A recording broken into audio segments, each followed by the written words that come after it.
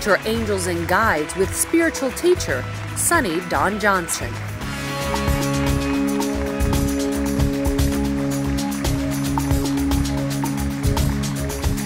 Well, we all have heard about guardian angels, and perhaps we even feel like we have one in our own lives. Well, my guest today is Sunny Dawn Johnston, and she has written a book on invoking the Archangels. Sunny, welcome to the show. Thank you so much for having me. So what role do angels play in our lives? Well, there are guardians, there are guides. They really just make life, first of all, more fun, I think. Yeah. But they give us a guidance and direction as we're kind of moving through all this human stuff.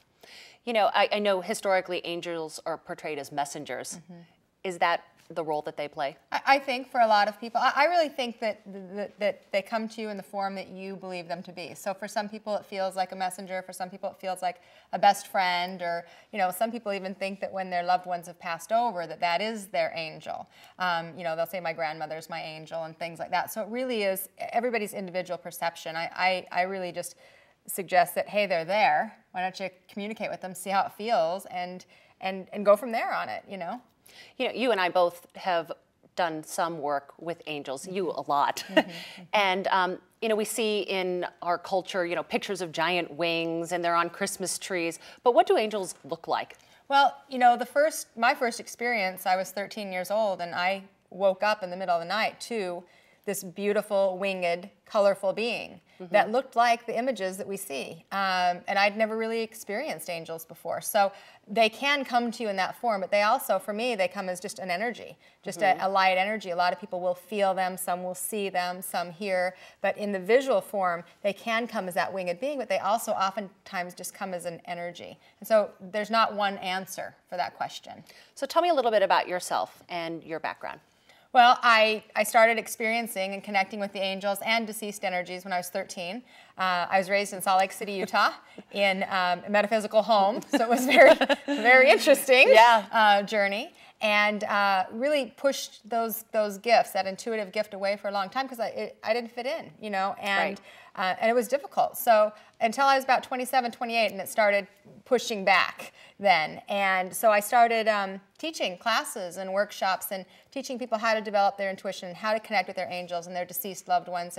And so that door has been being opened and open, more and more open as we've moved on. And so now that's what I do. I teach classes, I speak across the country, and then I've written the book to help people on their own journey so they don't have to go through all the struggles that I went through. Absolutely. Well, tell us a little bit about the book. I mean, I love it, Invoking the Archangels. Yes, Invoking the Archangels is the title of the book, and it is, it's my personal journey from the beginning, 13 years old, where I had that first angel experience and never even had the idea that they even existed.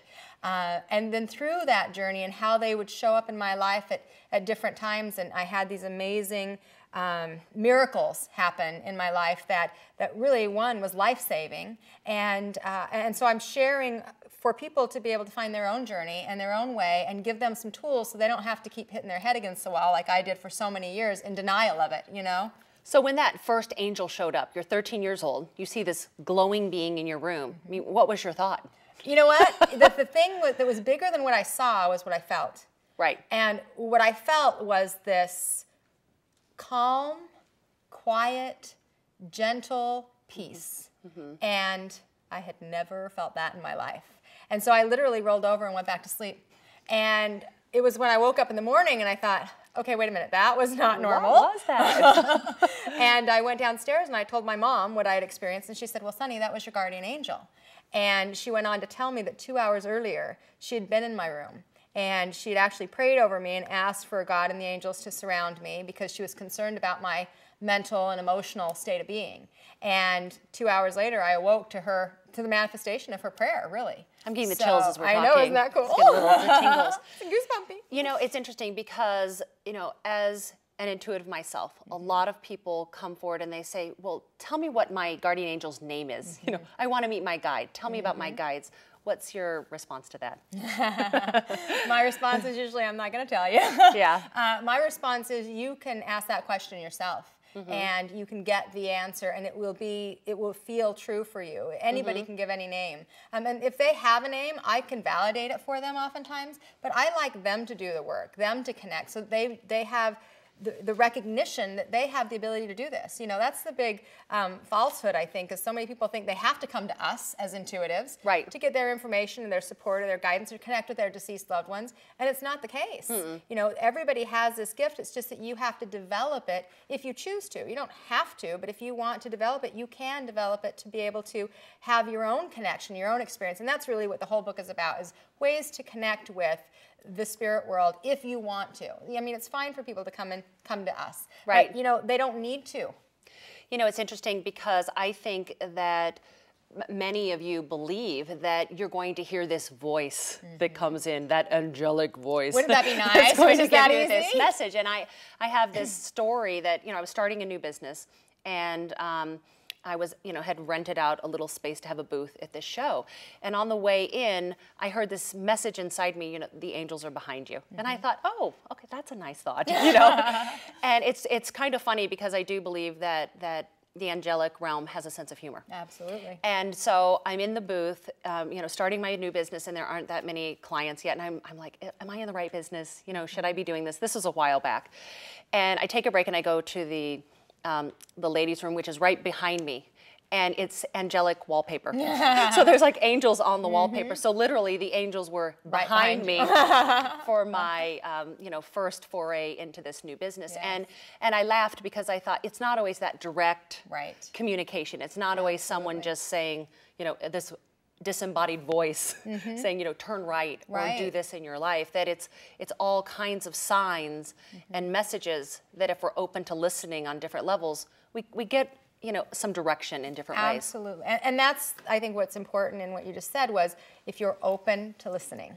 If you can take the signs and just follow that just a little bit. It just kind of guides you along. And sometimes it is that loud voice. But that's usually when it's so serious that you haven't been listening, That's when it's the loud voice or the knock on the head that says, okay, now it's time to pay attention, here we are. But it typically, for me anyway, it's very subtle, very subtle. It's just a nudge, you know, a glance, a symbol, a sign on a license plate, you know, a variety of different things. And if we start paying attention to those, that gives us the guidance and the information to then make the next step. So in your book, Invoking the Archangels, who are the Archangels? Well, for me, they've been, they're my teammates, they're my support. And, you know, as far as religiously, I didn't write the book, there's no religious background in this book. I didn't really have any. Even though I was raised in Salt Lake City, Utah, I wasn't raised in religion. So the Archangels just started appearing to me. They appeared in different colors, with different energy, and different messages. So to me, they're my guys, and I'm like, okay, guys, you know, that's how I talk to them. Okay, guys. But they, you know, the one that most people have heard of is Archangel Michael. And look at you, you got this beautiful blue Archangel Michael. You're rocking Michael's energy, and Archangel Michael, being the angel of protection, is the one that most people are familiar with because he's the angel on policemen and firemen's badges and the angel of protection. Carries that sword. Carries that sword for protection. And I think that so many people right now in where we're living and the way we're living need that support and that to know that they're protected, not just here physically, but we have this spiritual protection also. And so Archangel Michael is the angel I've worked so much with. I was introduced to him at 13. He was the first archangel that I experienced. And so from there, he's been kind of my strong teammate, always on my side. I always call him in to help me because I think that right now, so many people are so sensitive. And they're feeling the energy of everybody else's stuff. And it feels unsafe, and too. It feels like, unsafe, ooh. It feels ick. You know, people get depressed. There's a lot of heaviness right now with the fear. And for me, working with Michael consistently for the last 15 years has shifted that fear. So I don't have that same, I don't absorb everybody's energy anymore. Instead, I can observe it, witness it, but not take it on as my own. And it would make me physically sick. So he's my, my number one teammate, I would say. So to someone who's watching at home, if you are interested in the angels and you want to use the energy of Archangel Michael as a shield for this energy, how would you do that? Well, for me, I visualize the color blue, and I visualize myself just surrounded, almost like a bubble, like I'm stepping into this energy of protection so that I can observe the energy instead of absorb the energy. So you just use your imagination, right? Absolutely. You just imagine you're in this cobalt blue bubble. Yes. And what kind of sensations happen then? Oh, you know, I feel it. I'm a feeler. I'm clairsentient. Yeah. I'm a feeler. So I get, kind of like you said, the goosebumps. Right. I feel the energy of safety, of protection within, and then it's almost as if I can walk out in the world and witness everybody's experience, but not take it all on as my own and then feel like I need to fix it all. You know, it's interesting, like this time of year, you know, people are out, they're shopping, they're at the mall, and you come home from that experience and you just feel tired, drained, crabby. Is that part of what we're talking about? Exactly what we're talking about, and so many people do that. And when, you know, in my classes and workshops, when I teach people, they're like, "Oh, that's it. That's what all I need to do is it." And I'm like, that is a huge piece of it for so many people, because so many people are sensitive. They're feeling the energy and they don't know it. Right. And crowds, a lot of them stay away from crowds because of that. And it's not necessary to hide. You just want to walk the world in a different way. So who else is out there that we can meet? Well, you know, I'll talk about Archangel Raphael. Archangel Raphael is the angel of healing, and Raphael is the angel that I called upon right after I had my son. So I was a teenage pregnant mom and had a very, very difficult pregnancy. And during that time, I developed toxemia, preeclampsia, eclampsia, and so when I got to the point of delivering him, I had a stroke. And after, you know, emergency C-section and all that, I was very, very sick. I had a 106-degree temperature for over 3 weeks. Wow. Couldn't find a cause or cure. Nothing would work, basically. They put me on every antibiotic. And one day the doctors came into my room and they said, "There's nothing else we can do. We've tried everything. We don't know what is causing this." I hadn't seen my son since the second day was, you know, when he was 2 days old. And they wanted me to sign my rights away to him because they were afraid that because I was a single mom, they needed to know who he should go to because I wasn't going to live. And so I laid in my hospital room with that information all by myself, and Archangel Raphael just came to me. And so what I did was I visualized, he vibrates the color green, emerald green, and I just visualized that green healing energy. And I imagined as if I was breathing in that healing energy, and that it was and I was breathing out the toxicity and the toxins and all the garbage that was in my body. And after doing that for 12 hours, my fever broke for the first time in 3 weeks. And the next day, unauthorized, I checked myself out of the hospital so that I could go home and be with my son. And of course, it was a long journey, but really when I called in Raphael that day, something changed. And I don't think, had I done that, I don't know what else would have happened. And I don't want to know, you know, but I'm grateful because it really did shift things for me. And I felt like, you know, the doctors called it a miracle, right? And what I know is that that's the energy that I allowed myself to receive the healing. As I laid in that, I laid with my arms open, you know, just receiving. So for you, it was as simple as just seeing your angel and then inviting this emerald green energy and this healing energy, and then just taking it in over and over again. Can it be that simple for someone else? Absolutely. I mean, I didn't know what I was doing. You know, I just that energy was there. I kept asking to be surrounded by that energy and kept breathing that healing energy in. And as I did that, I could feel. I didn't know what I was feeling, but I could feel something taking place. And you know, I think that for most people, our challenge in this world is so many people are great givers, but not very many people know how to receive. Right. Whether that's compliments, whether it's help. I'm sure that's none of you, right? I'm sure. I'm sure it's none of them. Your audience is different. But when you have to when your life is on the line, and you have no other options, receiving in that form for me was life-changing, and it taught me that. So I knew that that was work I had to do for the rest of my life. You know, and you raise a really important point that it's important that you ask. Absolutely. You know, I was thinking about, someone was talking about this once with the angels, and it's like, did anyone call you today? Nope. Anyone call you? It's like they're sitting around waiting to help, but we don't call. It's like we think that they're too busy for us. Right. Or we don't feel good enough. Right. We don't feel worthy is what and that was, I mean, I learned about the angels after I started having these experiences at 13, and there were very few times that I actually would ask for their help until I was on my deathbed, you know, or literally. On the ground, you know, not knowing where to go, that I would ask for help. And finally I got to a place that was like, maybe you don't don't need to be that dramatic. Do we have to wait that long? We don't have to do that. We could actually just ask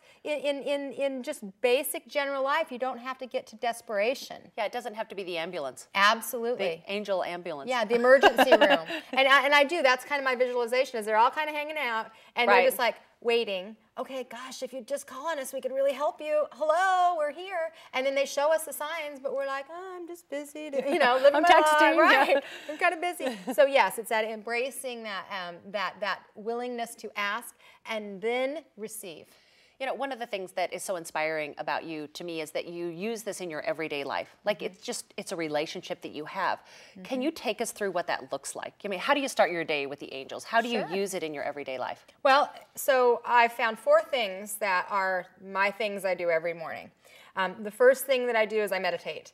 And, I pushed against meditation for many years because I don't like to be quiet. I don't like to sit still, So I'm like, ugh. But everybody said, you got to meditate. And I'm like, I don't want to do that. But I meditate, and I think it's different, though. For me, I meditate just to plug in, to connect. Right. I don't meditate to receive all this, phenomenal information. I meditate to say, I am spirit embodied.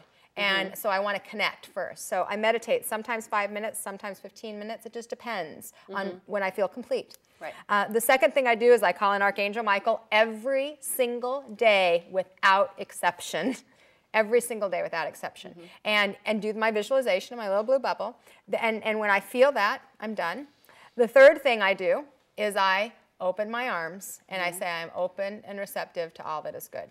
I am open and receptive to all that is good. And I wait till I feel it here in my heart. So I breathe it in, I say it again, I breathe it in. And sometimes it's just a couple times, and other times I have to lay there and tell myself, seriously, Sunny, you really are open to receive. Because that was such a challenging thing for me. I had a lot of self-esteem and worthiness issues growing up, and so I had to learn to be willing to receive. And then the fourth thing I do when I get out of bed is, how may I serve? And so that's my morning, and sometimes that's 15 minutes total, sometimes it's a half hour total. It just depends, but I don't move until that's done. So as a well-known, successful author, you travel a lot. Yes. So do you bring this exercise with you? I do. Actually, when I started some people say they're just too busy. Right. Right. Yeah, no, you can't be too busy. To me, it's like, would I walk out of the house without brushing my teeth?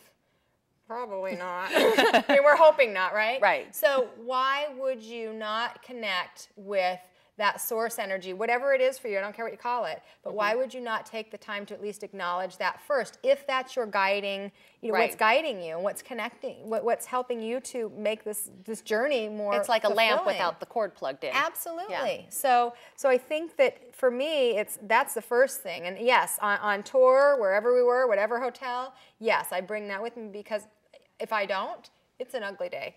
It's like you want to go back to bed and start over again then, because nothing seems to flow if you've gotten used to, and that's part of your program, you know.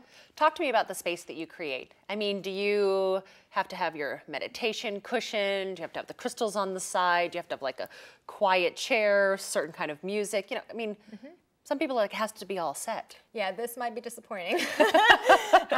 In my bed, wherever I am, with nothing, just me. Because you know what? That's all I need. It's a spiritual connection. I don't need, not that those things aren't nice. Right. So there are times where I may want to light a candle, or I may go in my office, or I may go in my healing center and have some music going, and that's beautiful. But I need it to be as simple and easy as possible, or I won't do it.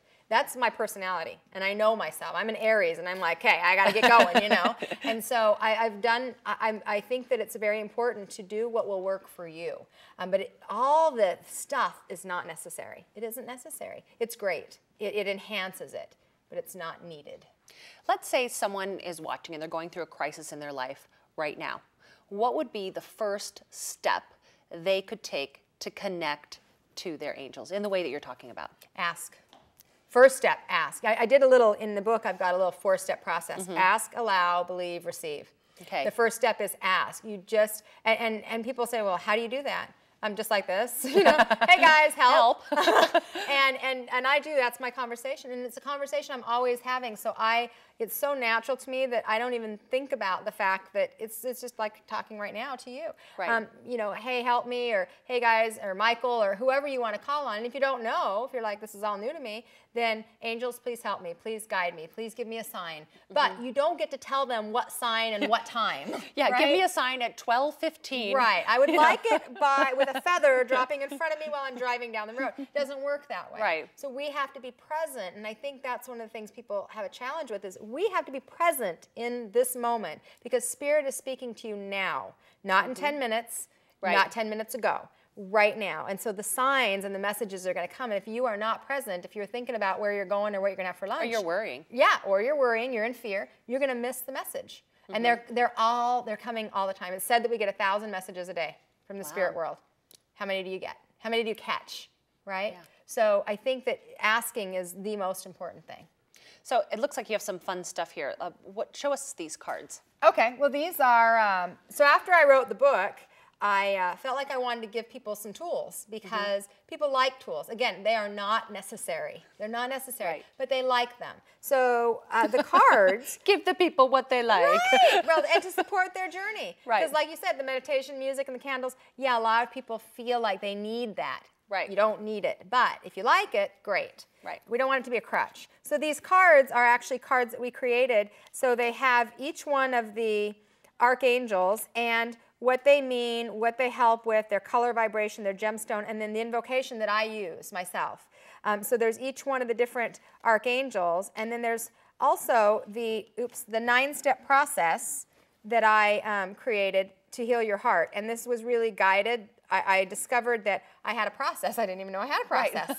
But I discovered that I had a process that I personally walked through in my own healing, and that when I worked with clients over the years, I've walked them through this same process. So then there's the 9-step process, and there's a card for each one of the steps as well. That's my favorite step, actually, right there, responsibility. What does responsibility mean?